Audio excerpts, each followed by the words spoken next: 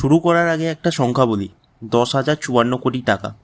এটাই হলো শুধুমাত্র মার্চ 2026-এ ফ্লেক্সি ক্যাপ মিউচুয়াল ফান্ডে আসা নেট ইনফ্লো। এটা গত 12 মাসের মধ্যে সর্বোচ্চ। তাহলে বোঝাই যাচ্ছে বিনিয়োগকারীরা এই ক্যাটাগরিতে প্রচুর অর্থ ঢালছেন। কিন্তু আসল প্রশ্ন হলো, আপনারও কি উচিত? কারণ বেশিরভাগ মানুষ এটাই জিজ্ঞাসা করে না যে সবাই কিছু কিনলে সেটা আপনার জন্য সঠিক কিনা। নমস্কার, আমি মলয় কোলে। আমার চ্যানেলে আপনাকে স্বাগত। আজকে আমরা ফ্লেক্সি ক্যাপ ফান্ড নিয়ে সম্পূর্ণ বিশ্লেষণ করব। এটা কি, কেন হঠাৎ এত জনপ্রিয়, কার জন্য উপযুক্ত, কার জন্য নয়, বিনিয়োগের আগে কি দেখবেন এবং কোন ফান্ডে দীর্ঘমেয়াদে ভালো রিটার্ন দিয়েছে। তাই চা কফি নিয়ে বসুন, আজকের ভিডিওটা পুরো দেখুন। চলুন শুরু করি। ঠিক আছে, প্রথমে বেসিকটা বুঝি। ফ্লেক্সি ক্যাপ ফান্ড আসলে কি? ফ্লেক্সি ক্যাপ ফান্ড হলো এমন একটি মিউচুয়াল ফান্ড যেখানে ফান্ড ম্যানেজারকে সব মার্কেট ক্যাপিটালাইজেশনে বিনিয়োগের স্বাধীনতা দেওয়া হয়। Large cap, mid cap, small cap, যে কোনো নির্দিষ্ট অ্যালোকেশন ছাড়াই। তুলনা করুন অন্য ফান্ডের সাথে, যেখানে লার্জ ক্যাপ ফান্ড টপ 100 কোম্পানিতে কমপক্ষে 80% বিনিয়োগ করতেই হবে। মিড ক্যাপ ফান্ডে মিড ক্যাপ স্টকে 65%-এর বেশি বিনিয়োগ করতেই হবে। স্মল ক্যাপ ফান্ডে স্মল ক্যাপে 65%-এর বেশি বিনিয়োগ করতেই হবে। কিন্তু ফ্লেক্সি ক্যাপ ফান্ডে ম্যানেজার যে কোনো দিকে যেতে পারে। লার্জ ক্যাপ আকর্ষণীয় মনে হলে সেখানে যাবেন, মিড ক্যাপ সস্তা মনে হলে সেখানে যাবেন, স্মল ক্যাপে সুযোগ দেখলে সেখানে সরে যাবেন। বিষয়টি এমনভাবে ভাবুন যে বেশিরভাগ ফান্ড ম্যানেজার সীমিত বোর্ডে দাবা খেলছে, আর ফ্লেক্সি ক্যাপ ফান্ড ম্যানেজার পুরো বোর্ডে দাবা খেলছেন। ফান্ড ম্যানেজার বিনিয়োগকারীদের হয়ে সিদ্ধান্ত নেন কখন লার্জ ক্যাপে যাবেন, কখন মিড ক্যাপে সরবেন, কখন স্মল ক্যাপে ঢুকবেন, সব কিছুই একটা ফান্ডের মাধ্যমে। এই জন্যই ফ্লেক্সি ক্যাপ ফান্ডকে ডাইভার্সিফাইড ইকুইটি ফান্ডের ক্যাটাগরি অংশ হিসেবে ধরা হয়। একটি মাত্র ফান্ডের মাধ্যমে আপনি পুরো বাজারের এক্সপোজার পাচ্ছেন। তাহলে 2026 সালে হঠাৎ সবাই কেন ফ্লেক্সি ক্যাপ ফান্ডে ছুটছেন? কয়েকটি গুরুত্বপূর্ণ কারণ আছে। ফ্লেক্সি ক্যাপ ফান্ড কিছু অন্য ক্যাটাগরির তুলনায় তুলনামূলকভাবে শক্তিশালী পারফরমেন্স দেখিয়েছে। কোনো ক্যাটাগরি আউট পারফর্ম করলে স্বাভাবিকভাবে সেখানে গ্রোথ আসে। খুচরো কারণ 2, রিটেল বিনিয়োগকারীরা কস্ট প্রাইস অ্যাভারেজ করতে ডিপ কিনেছেন বলে মনে হচ্ছে, অর্থাৎ বাজার খারাপ গেছে। বুদ্ধিমান রিটেল বিনিয়োগকারীরা কম এনএভিতে আরও ইউনিট কেনার সুযোগ নিয়েছেন। ফ্লেক্সি ক্যাপ ফান্ড এক্ষেত্রে জনপ্রিয় মাধ্যম হিসেবে ব্যবহৃত হয়েছে। কারণ 3, এটা একটা বড় কারণ। ফ্লেক্সি ক্যাপ ক্যাটাগরিতে সমস্ত ইকুইটি ফান্ড ক্যাটাগরির মধ্যে সবচেয়ে বড় এসআইপি বুক হয়েছে। এর মানে প্রতি মাসে কোটি কোটি ভারতীয় ফ্লেক্সি ক্যাপ ফান্ডে এসআইপি করেছেন। এটি বাজার পরিস্থিতি নির্বিশেষে একটি স্থিতিশীল ইনফ্লো বেস তৈরি করে। কারণ 4, বিনিয়োগকারীরা ক্রমশ বুঝতে পারছেন যে কোন বছর কোন মার্কেট ক্যাপ ভালো করবে তা অনুমান করা প্রায় অসম্ভব। 2023-এ লার্জ ক্যাপ এগিয়েছিল, 2024-এ স্মল ক্যাপ দৌড়েছে, 2026-এ কী হবে কে জানে। ফ্লেক্সি ক্যাপ ফান্ড সেই সিদ্ধান্তের ভার আপনার কাঁধ থেকে সরিয়ে নেয়। ম্যানেজার পুরো অ্যালোকেশন সামলান, আপনি শুধু বিনিয়োগ করে থাকুন। তবে এখন একটা গুরুত্বপূর্ণ সতর্কবার্তা। বেশি ইনফ্লো মানে বেশি বিনিয়োগ, এটা ঠিক নয়। শুধু রিটার্নের পিছনে ছুটবেন না, বুঝুন এই ক্যাটাগরি আসলে আপনার জন্য উপযুক্ত কিনা। ফ্লেক্সি ক্যাপ ফান্ড সবার জন্য নয়। কার জন্য এটি তৈরি সেটি ভেঙে বলি। যদি আপনি চান সমস্ত মার্কেট ক্যাপে ইকুইটি এক্সপোজার থাকুক, কিন্তু লার্জ ক্যাপ বা মিড ক্যাপে যাবেন কিনা সেটা নিয়ে সক্রিয় সিদ্ধান্ত নিতে চান না, তাহলে ফ্লেক্সি ক্যাপ আপনার জন্য আদর্শ। একটা ফান্ডে বিনিয়োগ করুন আর ফান্ড ম্যানেজার ওপরে ছেড়ে দিন কতটা capital large cap, mid cap, small ক্যাপে অ্যালোকেশন হবে। পোর্টফোলিও অ্যালোকেশনের ক্রমাগত পর্যালোচনা করার দরকার নেই। যদি আপনি ইতিমধ্যেই লার্জ ক্যাপ বা স্মল ক্যাপ ফান্ড থাকে এবং মাঝখানে ডাইনামিকভাবে চলতে পারে এমন কিছু চান, ফ্লেক্সি ক্যাপ ফান্ড সেই গ্যাপ সুন্দরভাবে পূরণ করে। যেসব বিনিয়োগকারী আগে থেকে সরাসরি ইকুইটিতে বিনিয়োগ করছেন তারা flexi cap, multi cap, large and mid cap ফান্ডে যেতে পারেন।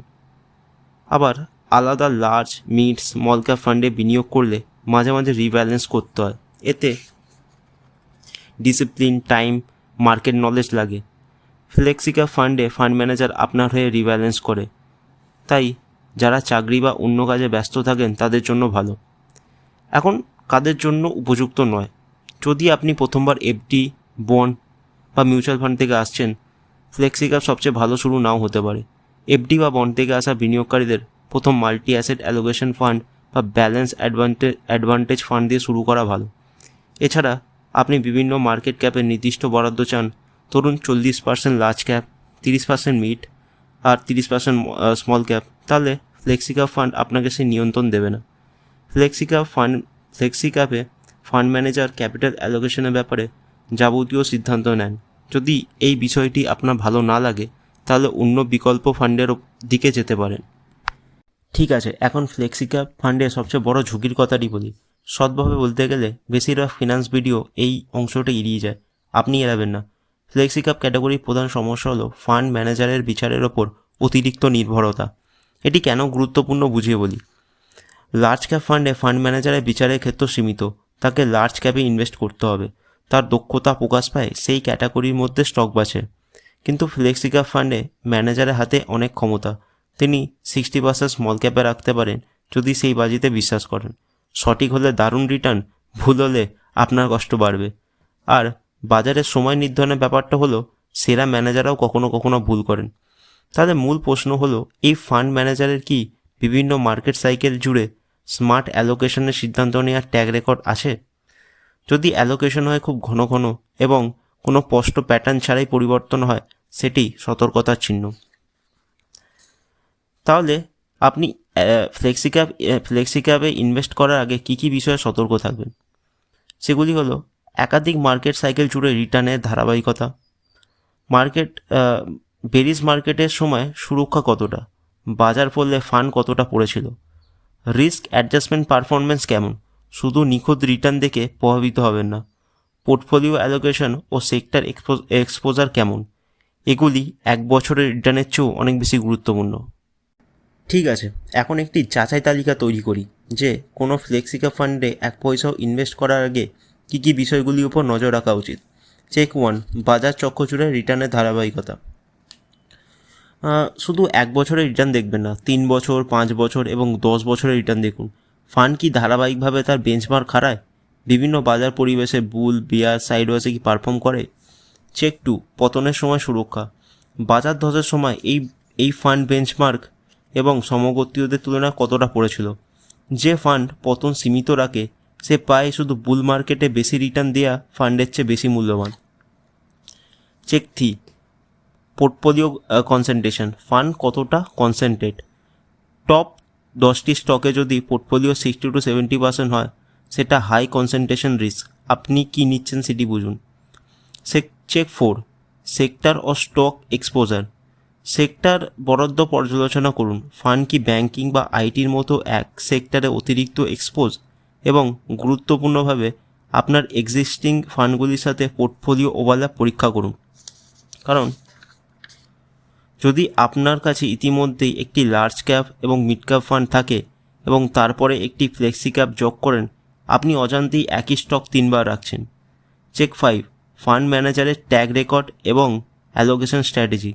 ফান্ড ম্যানেজারের সম্পর্কে পড়ুন, তিনি কতদিন এই ফান্ড চালাচ্ছেন, তার অ্যালোকেশন সাইকোলজি কী, তিনি কি একটি পূর্ণ মার্কেট সাইকেল ফেস করেছেন, যেমন 2020 কোভিড ক্র্যাশ, 2022 কারেকশন কীভাবে সামলেছেন। ফান্ডের আকার কিন্তু ব্যাকগ্রাউন্ড সহ। বড় ফান্ড স্ট্রাকচার খারাপ নয়। 1 লাখ কোটির বেশি AUM সহ একটি ফান্ড বাজারে না নাড়িয়ে স্মল এবং মিড ক্যাপ স্টকে অর্থপূর্ণ পজিশন নিতে স্ট্রাগল করতে পারে, এটি মাথায় রাখুন। এখন আসল সংখ্যা দেখি। এই ডেটা ভ্যালু রিসার্চ থেকে পাওয়া। রিটার্ন 10 এপ্রিল 2026 পর্যন্ত এবং AUM 31 মার্চ 2026 পর্যন্ত। সব সংখ্যা ডাইরেক্ট প্ল্যানের এবং 1 বছরের বেশি ইয়ারলি রিটার্নের। টপ ফ্লেক্সি ক্যাপ ফান্ডগুলি কেমন পারফরমেন্স করেছে দেখুন। এই ডেটা আমাদের কি বলছে সেটি ব্যাখ্যা করি। Parag Parikh flexi cap fund প্রায় 1.29 লাখ কোটি AUM নিয়ে সবচেয়ে বড়। এর কারণ 10 বছরের রিটার্ন 18.3%, যা এই গ্রুপের সর্বোচ্চ, যা অসাধারণ দীর্ঘমেয়াদী ধারাবাহিকতা দেখায়।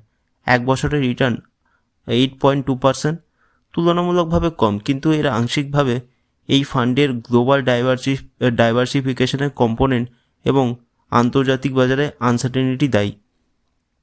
HDFC ফ্লেক্সি ক্যাপ ফান্ড এর 5 বছরের রেকর্ড 20.4%, যা এই গ্রুপে সেরা।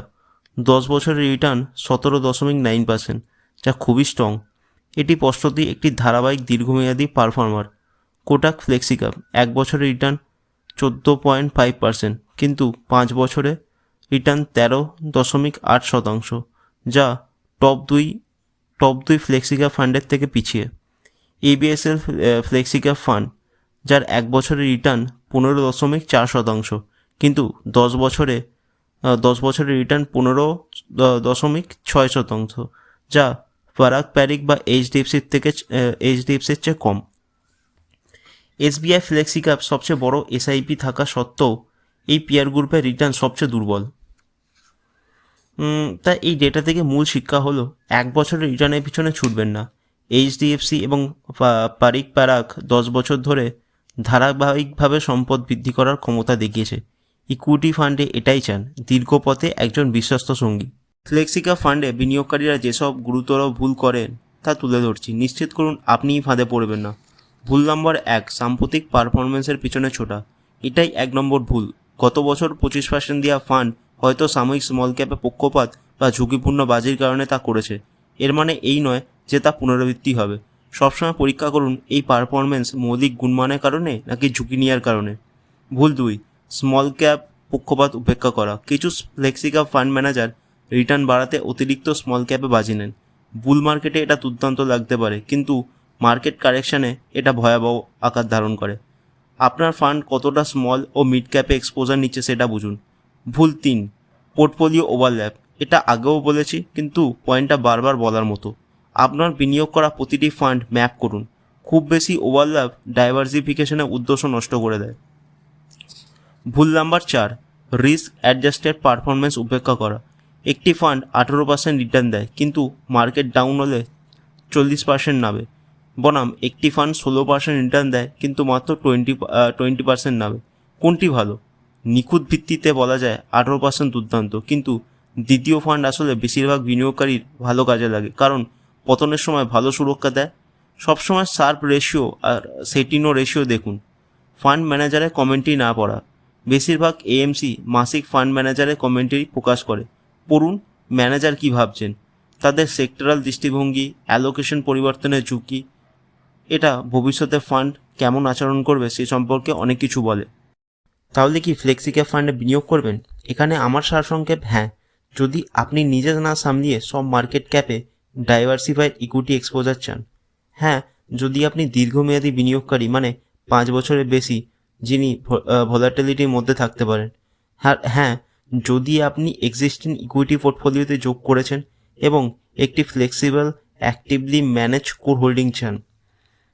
ভেবে দেখুন, যদি আপনি প্রথমবার এফডি থেকে মিউচুয়াল ফান্ডে আসছেন, প্রথমে ব্যালেন্স, অ্যাডভান্টেজ বা মাল্টি অ্যাসেট ফান্ড দিয়ে শুরু করুন। বা যদি আপনার ইতিমধ্যে লার্জ ক্যাপ, মিড ক্যাপ এবং স্মল ক্যাপ ফান্ড থাকে, তাহলে ফ্লেক্সি ক্যাপ যোগ করার আগে ওভারল্যাপ পরীক্ষা করুন। এড়িয়ে চলুন যদি আপনি নির্দিষ্ট মার্কেট ক্যাপ অ্যালোকেশনের নিয়ন্ত্রণ চান, বা যদি আপনি শুধু 1 বছরের রিটার্নের ভিত্তিতে ফ্লেক্সি ক্যাপ ফান্ড বেছে নিচ্ছেন। ধারাবাহিকতা, পতনের সময় সুরক্ষা এবং রিস্ক অ্যাডজাস্টেড পারফরমেন্স চটকদার স্বল্পমেয়াদী রিটার্নের চেয়ে অনেক বেশি গুরুত্বপূর্ণ। 5 বছর এবং 10 বছরের ট্র্যাক রেকর্ডকে বেশি গুরুত্ব দিন এবং প্রসেসকে বিশ্বাস করুন, গোলমালকে নয়। আজকের মতো এইটুকুই। যদি এই ভিডিওটি সহায়ক বলে মনে হয় তাহলে লাইক করুন, এমন বন্ধুর সাথে শেয়ার করুন যিনি ফ্লেক্সিক্যাপ ফান্ড সম্পর্কে জানতে চাইছেন, এবং যদি এখনও সাবস্ক্রাইব না করে থাকেন তাহলে সাবস্ক্রাইব করুন। নিচে কমেন্টে আপনার মতামত জানান। দেখা হবে পরের ভিডিওতে।